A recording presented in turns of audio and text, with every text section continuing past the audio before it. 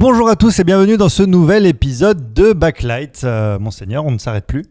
Ah oui, là en ce moment ça backlight. C'est Backlight hein. sur Backlight. En tout cas, oui. C'est un plaisir de te retrouver, Monseigneur, pour parler d'un nouveau film. C'est un plaisir aussi. Ça backlight beaucoup et pourtant il n'y a pas grand-chose au cinéma. C'est vrai, Oui. c'est vrai. On remercie bien évidemment le cinéma La Joliette qui nous a accueillis pour aller voir ce film. Tout à fait. Et alors attention, on vous fait gagner 2 places pour aller voir le film de votre choix au cinéma La Joliette. Mais ça, ce sera à la fin de l'épisode. Il n'y a pas grand-chose au cinéma, mais il y a J'irai mourir dans les Carpates. C'est même ça le titre exact du film. Film de Antoine de Maximi, avec Antoine de Maximi, Max Boublil et Alice Paul, voilà, de son petit nom. Alors on peut dire quelques mots peut-être. C'est un film adapté évidemment de la série documentaire J'irai dormir chez vous, que vous connaissez probablement. C'est Antoine de Maximi qui voyage avec des petites caméras partout sur lui, qui voyage dans un pays du monde quelconque, qui va rencontrer les gens et à qui il arrive des bricoles. Et Et alors dans la série en fait tout simplement il essaye de rencontrer les gens. Et là le pitch de ce film, c'est et si ça dérapait, si ça se passait mal. Voilà, il lui arrive des bricoles dans le docu aussi, quoi. Ça lui arrive, oui. Ça lui arrive. Il y a même, on aura peut-être l'occasion il y a eu plein de choses. On aura peut-être l'occasion d'en parler, mais il y a une sorte de petit rappel de tout ça au début du film. Et et là, c'est le pitch de J'irai mourir dans les Carpates, c'est et si ça se passait mal. Comment ça pourrait se passer mal. Alors c'est une fiction. On va le préciser tout de suite. Oui. Voilà, parce que d'habitude, c'est réel. Il fait vraiment ça. Il passe 2 semaines dans un pays, il essaie de rencontrer les gens, et puis après, il fait un film avec tout ça. Et là, c'est une fiction. C'est écrit du début à la fin. Heureusement pour lui d'ailleurs. Et heureusement pour lui, vu ce qui se passe dans le film. On peut peut-être faire 2 mots sans spoil quand même. Oui, 2 mots sans spoil, tout à fait. Vas-y Mathias, tu avais l'idée de 2 mots. J'étais. Ah oui, tu lancé sur Non, mais bon, vu que j'ai pas mal parlé, je te donnais un peu la parole. Mais du coup, on est dans des tops, les flops Est-ce que non, j'allais dire sans spoil. Qu'est-ce que tu peux dire globalement? Est-ce que tu conseilles aux gens d'aller voir ce film? Parce que la partie sans spoil, c'est les gens qui seraient intéressés par le film et qui voudraient pas qu'on leur révèle tout ou partie de cette œuvre. J'avais totalement oublié ce que c'était qu'une partie sans spoil. Oui, tout à fait, mais je le rappelle pour tout le monde, comme ça, les gens qui nous suivent. Non, mais effectivement, c'est un film que je conseille, pour ma part, vraiment d'aller voir parce que c'est. Moi, j'adore J'irai dormir chez vous. On est un petit peu fan, on peut le dire. On est fan de ce genre de série. Je trouve que ce concept, de partir tout seul comme ça à l'aventure. Avec de ce dispositif et puis c'est le personnage qui est extraordinaire, quoi. Je veux dire, en vrai, pour réussir comme ça, aller vers les gens qui en plus très souvent il y a beaucoup de différences culturelles, les gens ils comprennent pas toujours bien, et puis nous on voit que les rushs qui ont été sélectionnés, donc il y a des moments où ça doit pas forcément toujours bien se passer, puis il y a des moments où c'est tout simplement inintéressant, j'imagine. Donc je parle de ça parce qu'à la base du film il y a quand même cette série documentaire, quoi. Et le principe c'est vraiment d'aller vers les gens, d'un peu sortir des zones touristiques qu'on peut voir dans plein d'autres docus. Donc ça vraiment c'est vraiment le truc que j'adore. Et donc le film retranscrit vraiment bien ça. Moi j'avais un tout petit peu peur au début du film. On va dire, allez, ça durait 5 minutes, où je me suis dit est-ce que ça va être bien, est-ce que je vais pas me faire chier, voilà. Et en vrai, c'est passer les 5 premières minutes, après on voit ce que le film veut faire, où est-ce qu'il veut aller. Donc je précise, c'est pas du spoil, mais on voit en fait de façon rétrospective ce qui arrive à Antoine de Maximi. Donc c'est une sorte d'enquête, c'est ça, il y a une enquête à travers les rushs d'Antoine de Maximi. C'est ça, à travers les rushs, où les rushs vont dévoiler des éléments de l'enquête, alors à travers sa monteuse en fait, qui visionne les rushs qui ont pu être récupérés, et j'ai trouvé le procédé narratif vraiment plutôt bien foutu, quoi. Voilà, c'est on s'ennuie pas. J'ai eu peur, quand j'ai vu le concept de on va regarder des rushs, je me suis dit j'aime bien du coup J'irai dormir chez vous, donc on va voir J'irai dormir chez vous, mais fictif, donc du coup est-ce que ça va m'intéresser ou pas, et franchement ça marche, donc je vous conseille vraiment d'y aller. Un très bel avis sans spoil, en tout cas très belle incitation pour les gens à aller voir ce film. Je vais te suivre, oui, allez le voir déjà. Déjà, il n'y a rien au cinéma en ce moment, c'est la galère, donc Oui. profitez-en pour aller voir ce film. J'irai dormir chez vous, c'est un concept original, c'est très original. Moi, tu disais qu'on était un petit peu fan de cette série, et c'est vrai, parce que on aime bien voir des trucs comme ça, que ce soit à la télé ou au cinéma, un peu originaux, qui nous sortent de ce qu'on a l'habitude de voir, avec des dispositifs particuliers. Donc, dans tous les cas, je pense qu'il faut encourager ce genre de film, ce genre de production originale. Et je dis pas ça c'est un petit film, machin, il faut l'aider à aller le voir. Non, c'est vraiment bien, vous passerez un bon moment. Donc, je vous le conseille. Voilà, j'ai pas grand chose de plus à dire sans spoil en fait. Après moi je vais spoiler, mais comme un sanglier. Voilà, comme un sanglier, carrément. Ils sont très connus pour spoiler dans la forêt. Ah bah oui, c'est vrai. C'est très connu. Ouais, oui. Ça, tout le monde le sait, ça. Voilà. On le sait bien. Alors, est-ce qu'on passerait pas à la partie spoil ? Allez, c'est parti. parti. Attention, on est sans ceinture les amis. À partir de maintenant, ça va spoiler, donc vous arrêtez la vidéo. Ou alors, si vous vous en foutez, vous pouvez rester avec nous. Ou si vous avez déjà vu le film. Ou si vous avez déjà vu le film, bien évidemment. Monseigneur, avec spoil. Et tu es d'ailleurs obligé de spoiler. Alors, obligé. Oui, c'est la partie spoil.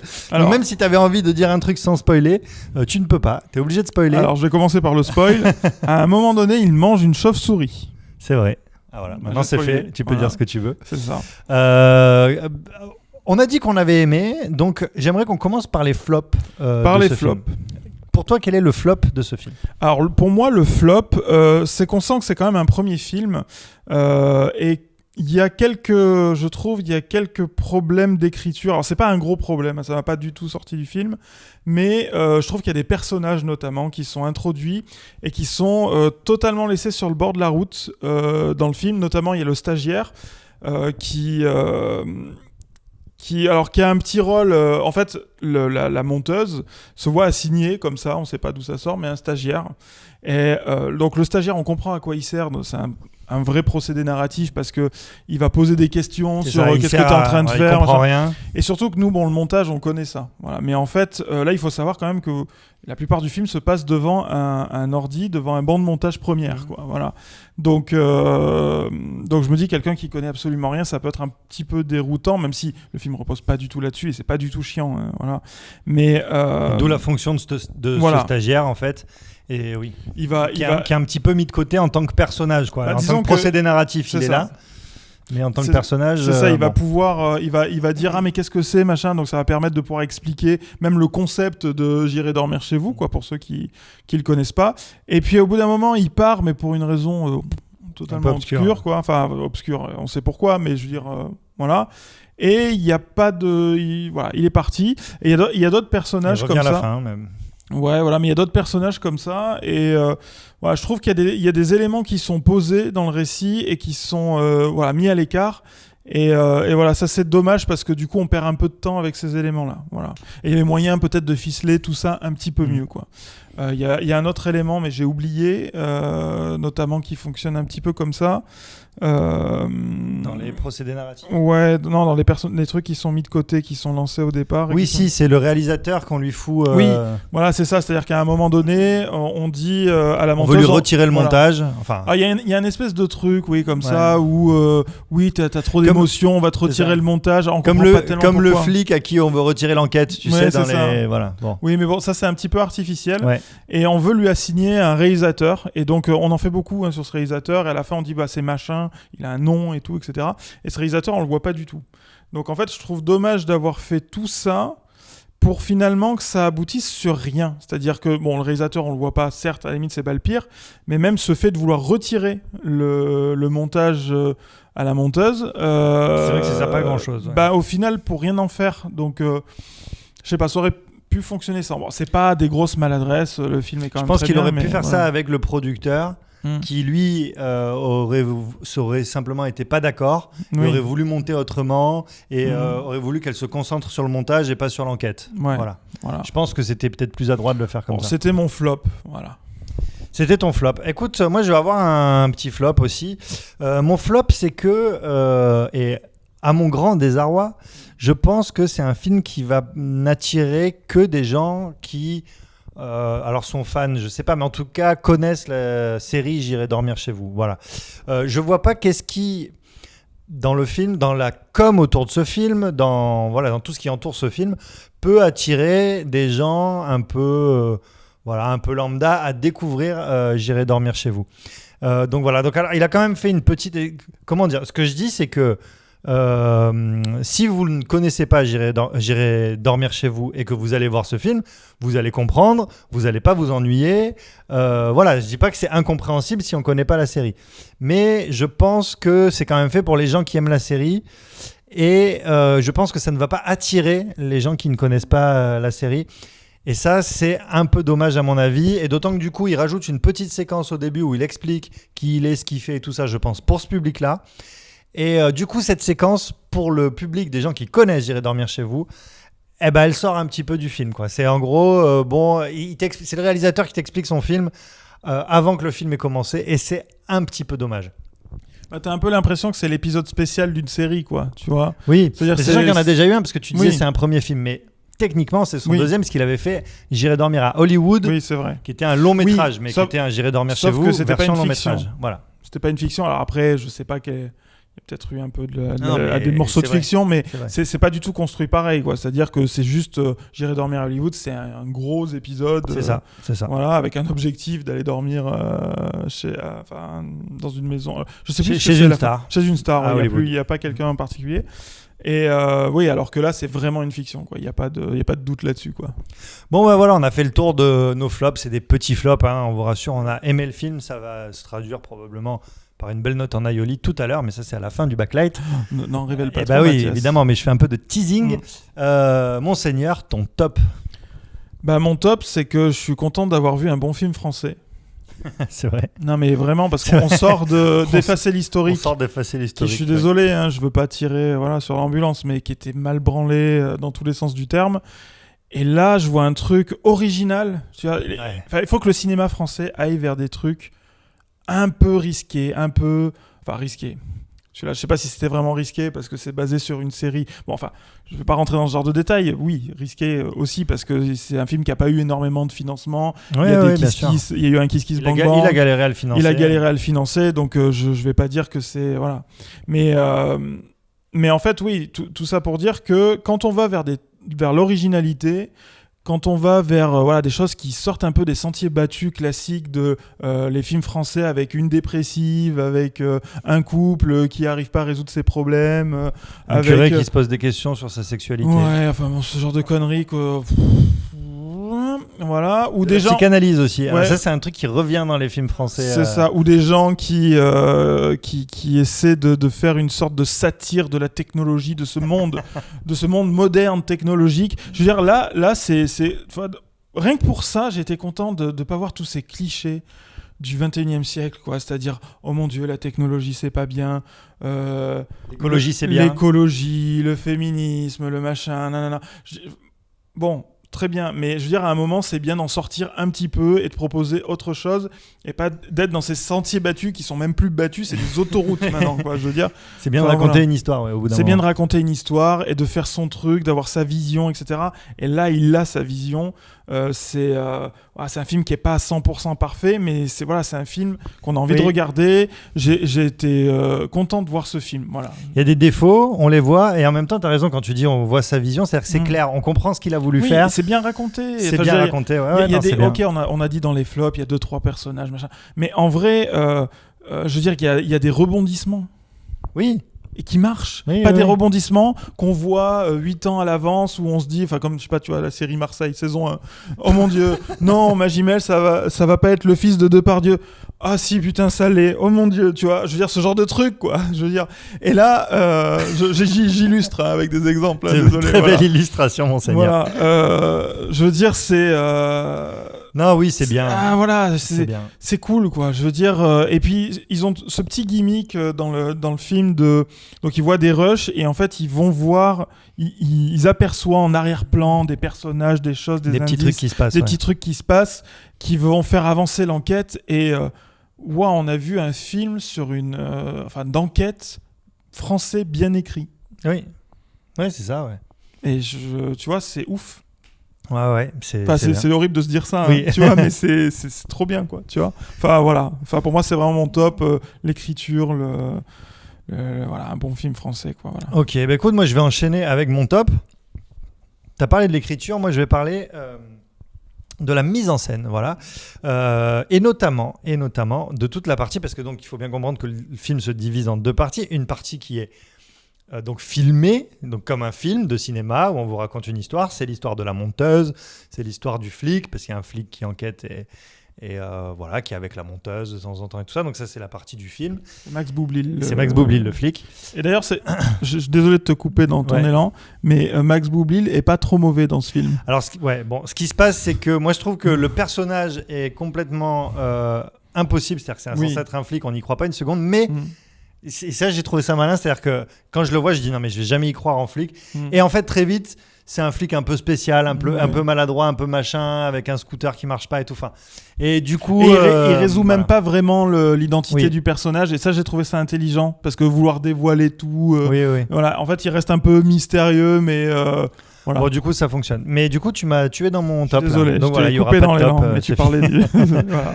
Non, voilà. Et là, donc ça, c'est la première partie, c'est la partie film. Et puis, il y a une partie reportage, donc qui est elle aussi mise en scène, mais où on est censé être dans un épisode en tout cas dans les rushs d'un épisode de J'irai dormir chez vous.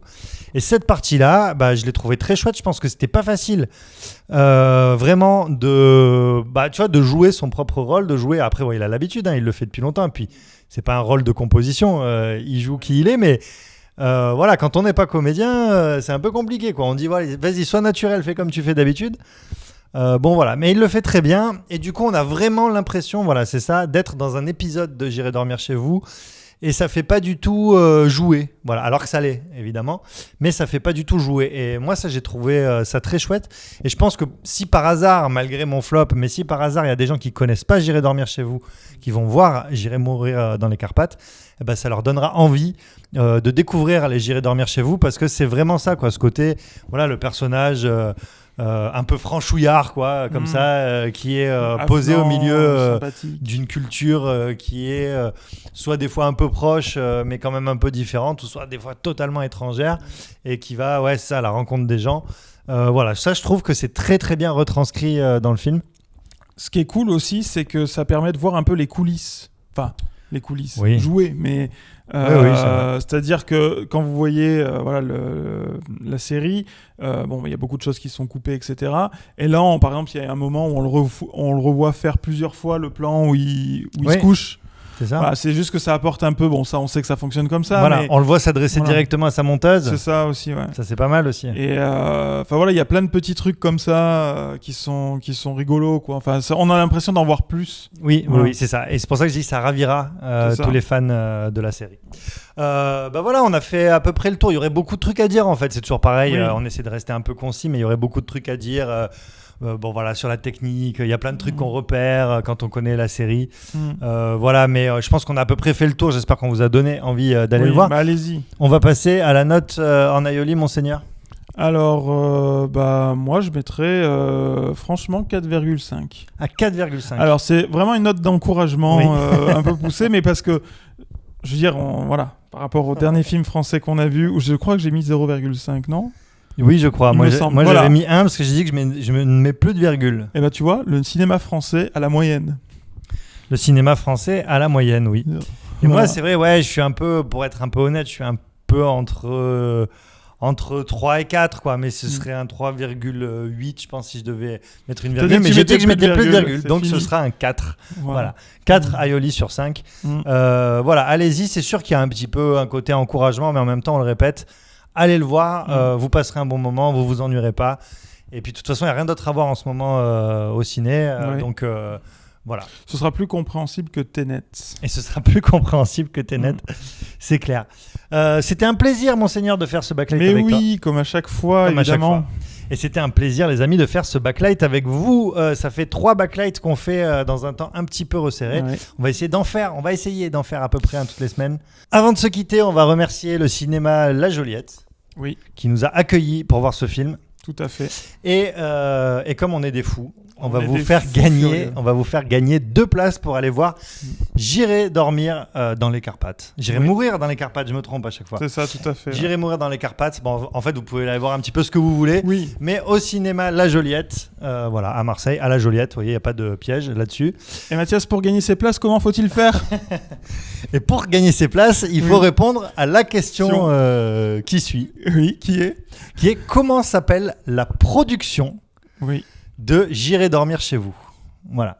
Il y a une boîte de production qui produit cette série, qui produit le film aussi, et qu'on voit tout le long du film. Voilà. Comment s'appelle cette boîte de production? Vous nous mettez la réponse dans les commentaires. Et on fera un tirage au sort. Et on vous envoie les places à la maison, c'est cadeau, et vous allez au ciné derrière. Tout à fait. Merci beaucoup les amis d'avoir suivi ce backlight. Merci beaucoup Monseigneur. Ah oui, mais c'était comme à chaque fois un plaisir. C'est un plaisir incommensurable. Tu vois. Les amis, on se retrouve très vite pour un nouveau backlight. Salut. Ciao.